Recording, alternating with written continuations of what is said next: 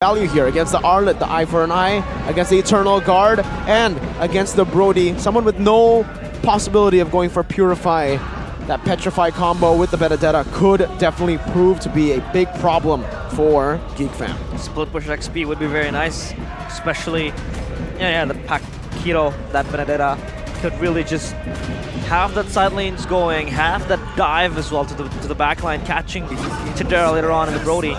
For Dewa, they will pick up the Natan and the Lapu Lapu. They have enough peel to pull this off, but the Lapu Lapu I think serves as a physical damage that is, I think it's adequate enough for Dewa United. Depends on the build. If you go for the full, was it Luke build yesterday? Yeah, the full Luke builds. Hunter Strike War Axe, Melfic Roar yesterday. And yes, the damage is more than, oh, it's Pi, sorry, not Luke, but it was the game against Luke.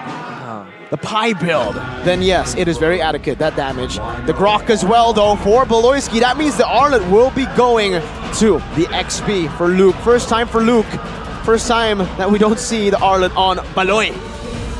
Usually it's Baloy holding hands with that Arlet. But Luke is not shy of the playmaking XP heroes. I mean, he has been playing a very efficient Lapu Lapu game mostly. But given an Arlet, the burden of catching the players with the final slash will be carried by him. And I think he has to be ready for that. Now take a look at the counter or the draft index. Geek fam definitely have the better lineup. I have to agree with the draft index here. They have such a solid snowball composition. So for Dewa, it's all about derailing that snowball, that train before it even gets the steam. Will the steam keep on rolling, or will Dewa United be able to clinch a victory in the first encounter of the gods versus the man? It's going to be Geek fam against Dewa United in our last match of today. Ladies and gentlemen, give it up. We are going to perhaps the first time ever from Friday to Sunday. We got a full best of 3, folks. Hopefully this last match go to the full best of 3 series. It could. We could really go the extra mile, especially if that's what Gani wishes. I wish that as well. I think it will be very nice to see these two teams go toe-to-toe in this game. And that could possibly go well because both the teams, they have strong individuals, but so far, it's going to be an equal fight for Luke and Kimura. Oh, this might be a solo gear here, top side, but no, they will not commit to a kill just yet, even holding on towards their spells. No aggression, not more aggression there. Gary Concussive Blast, actually. Hazel doing the same thing. Beloy with the Brave Smite. So, emblem-wise, not really anything too crazy. Gary actually went for the Firmness. Hazel, went for a bit more attack speed here in the build, which is very, very interesting. K's, wow, Boy and Beloy both went for Wilderness Blessing and Agility. So they're going to have to utilize this move maneuverability, the better mobility around the map. Meanwhile for Drian, he went for full tankiness on the Minotaur, a Firmness and the Tenacity, and cooldown on K's, not the Agility. Geek fam will be able to rotate across the map a lot faster. Let's see what they do with it. They should be able to get a lead early on. That's also what they're looking for. Should expect a lot of rotations coming in from Boy and Beloyski as well, with the Wilderness Blessing. Enables them to move quite quick on the riverside. So far, Dewa tries to really defend this top side turret. K's already shadowing for Kimura though, so Geek just pull back as a turtle is ready for the taking. But Gary is just alone, he needs backup. And Beloyski is just becoming this, roamer that's so oppressive, trying to push away the players of Dewa United. But this is going to be one of the most important fights in the early game. He will low-key recon the side, right? Scout, providing the visions for his team. But it seems like now both junglers, they're on the turtle. And they do not want to commit on towards a fast-paced fight just yet. Royski, though, has a watch charge flicker as well now.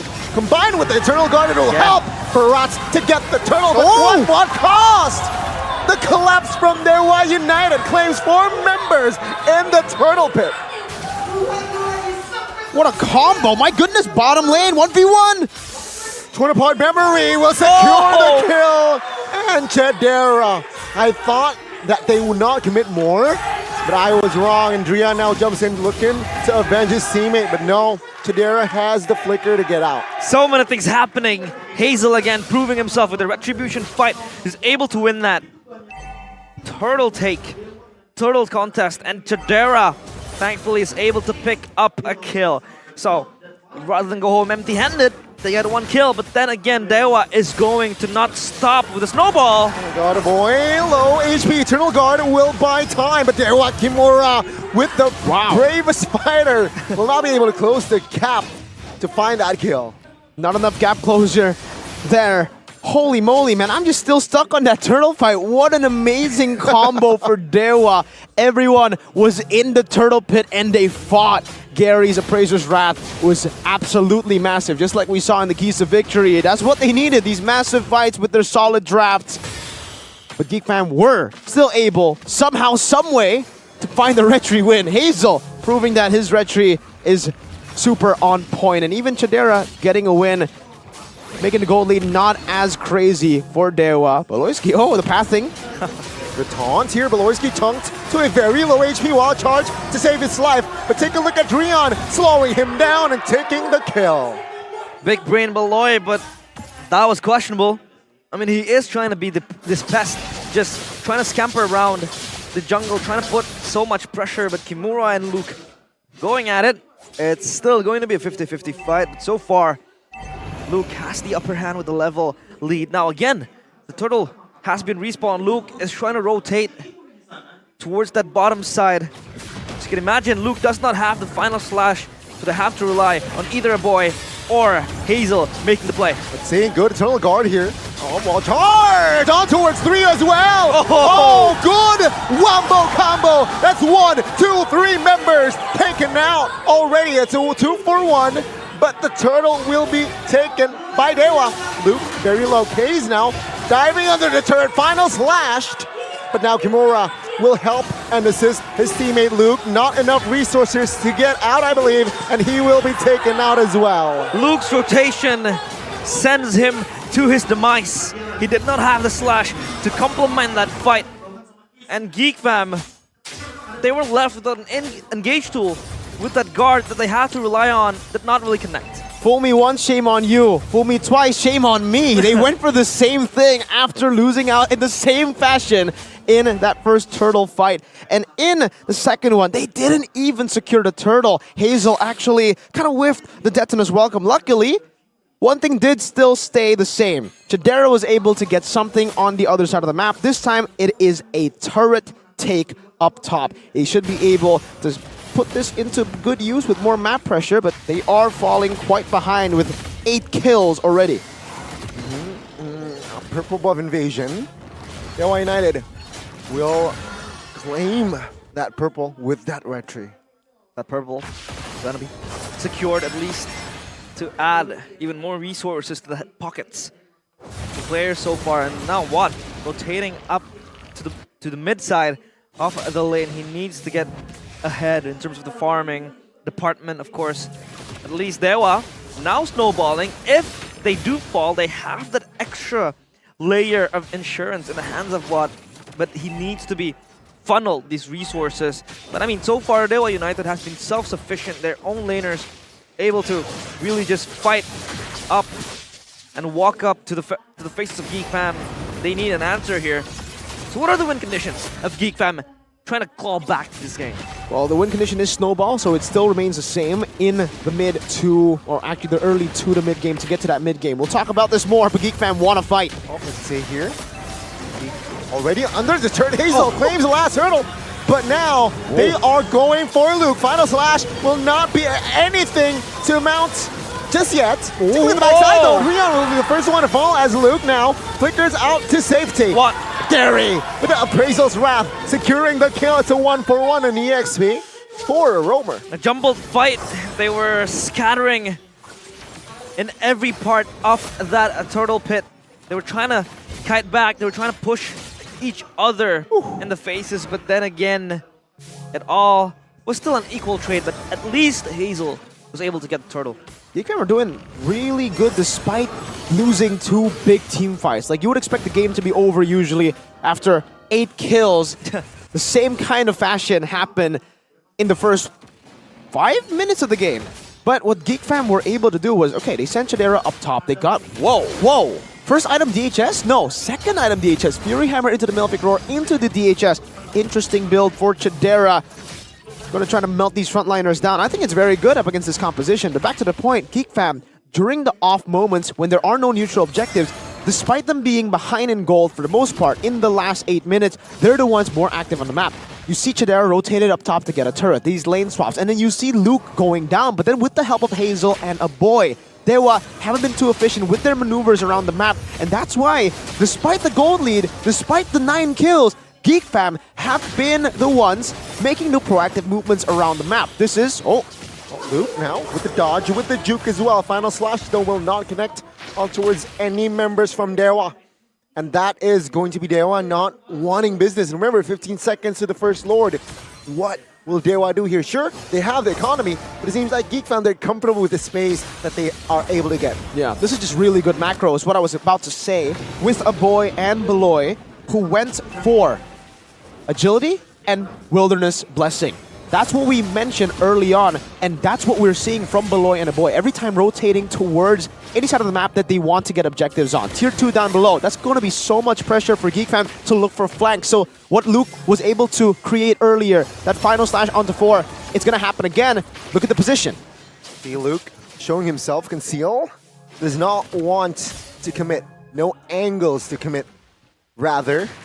And yeah, Geek, they're taking their time here. Far lane, I'm sure that they are also controlling that far lane, and Dewa, they need to find something in this current angle. It's insane how they're able to really just battle down all the damages that has been done by Dewa. Sure, they are, 6 kills down, a gold lead not so marginal as well, but they're able to get 2 turrets bottom side.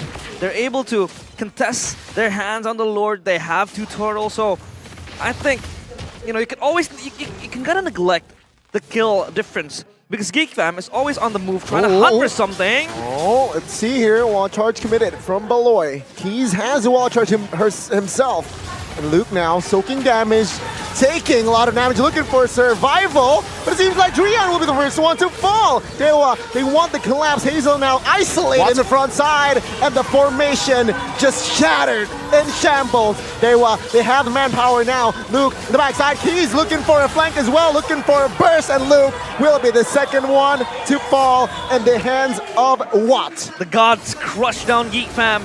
They were looking for that possible comeback and angle to back then snowball again, but Dewa United just says, nope, we win this team fight, we win the skirmishes.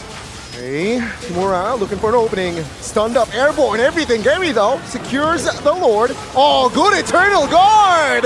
Catching Beloyski in the bush and taken out.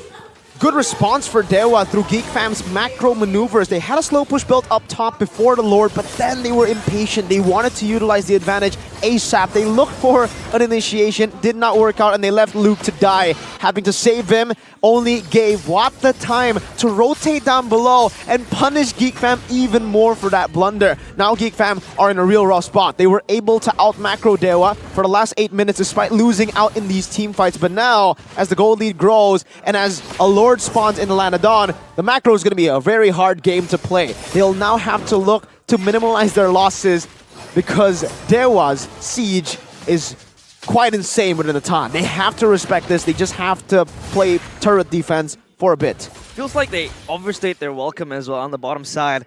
They were probably just going to try to poke out the Lord, or rather not force a team fight that was brought upon to them. They were ahead in terms of the turrets, in terms of the macro game. But look, Dewa United, they have all the map for themselves, able to just push forward territories of Geek Fam, especially that Lord marching down bottom side, having to send Chidera and Hazel to clear that out. So now Dewa United, they have the priority in all 3 lanes, and this could really be a disastrous game for Geek Fam after what looked like a slightly hopeful recovery that they were able to get. It was a great recovery. The Geek Fam were able to get, again, in the first 5 minutes, 8 kills to Dewa, and they were still only 700 gold ahead. That is a very, very good stat to have for Geek Fam, and they actually had more map pressure, but now it's all gone. That map pressure that they built up to recover, Dewa has gotten so much more with that Lord because of a big blunder in the initiation department from Geek Fam. Even Gary putting on the pace with the pressure that they have on the map. Right now, it's all about the freeze, and Dewa can play it as slow as they possibly can. Geek Fam, this is why I say it's going to be very hard for them to play the macro game to recover again like they did in the first 5 minutes.